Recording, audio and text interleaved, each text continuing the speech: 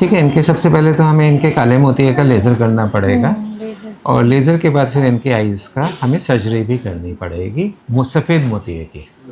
ठीक है, दो अलग अलग बीमारी होती हैं। ये हमारी नॉर्मल आँख है।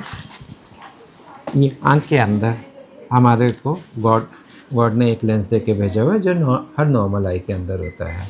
ये लेंस 50 साल के बाद सफ़ेद होना शुरू हो जाता है, इसे कैटरेक्ट कहा जाता है। अब ये जो लेंस है जो सफ़ेद हो गया है, इसकी वजह से हमें साफ़ नहीं दिख रहा है, इसे हमें हटाने के लिए इसकी सर्जरी करनी पड़ेगी। ठीक है, इस लेंस को निकाल के इसकी जगह पे आर्टिफिशियल लेंस लगाएंगे, ये बाद में करेंगे। लेकिन उससे पहले इनकी आँख के अंदर काला मोती है जिसे ग्लूकोमा कहा जाता है। काले मोतिये में जो रोशनी चली जाती है वो वापस नहीं आती है, इसलिए इसे पहले ट्रीट करना ज़रूरी है। ठीक है, और इसे ट्रीट करने के लिए एक तो हम यहाँ से जो पानी निकलने का रास्ता है उसको बड़ा करेंगे।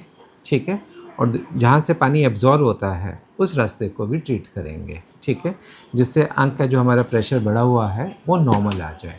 ठीक, तो ये सबसे पहले हमें करना है ताकि हमारी आइज़ का काला मोतिया ठीक हो सके, और एक बार काला मोतिया ठीक हो जाएगा उसके बाद सफ़ेद मोतिये का इलाज करेंगे। सफ़ेद मोतिया वैसे सही हो जाएगा? सफ़ेद मोतिये का ऑपरेशन होता है, काला मोतिया लेज़र से ठीक हो जाएगा। और लेज़र से ठीक हो जाएगा। ये जो ये दर्द है तो ये इसी वजह से ये काला मोतिया क्योंकि आँख का प्रेशर बढ़ा रहता है, इस वजह से आपको दर्द होता है। दर्द होता है। जब प्रेशर आपका नॉर्मल आ जाएगा तो सिर का दर्द भी कम हो जाएगा। फिर कभी होने का तो नहीं है काला मोतिया? काला मोतिया तो नहीं हो सकता है काले मोतिये की दवाई चलती रहे आपकी।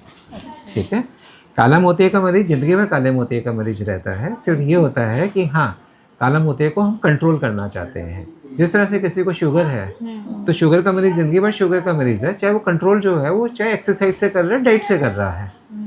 अपनी डाइट को ठीक रखता है, एक्सरसाइज करता है, तो उससे भी उसकी शुगर ठीक रहती है। लेकिन वो शुगर का मरीज तो है ही है ना। तो अगर हमने आपका काले मोतिया बताया है तो आप काले मोतिये के मरीज़ हैं। उम्मीद यही है कि बगैर दवाई के भी आप ठीक रहेंगे। ठीक है।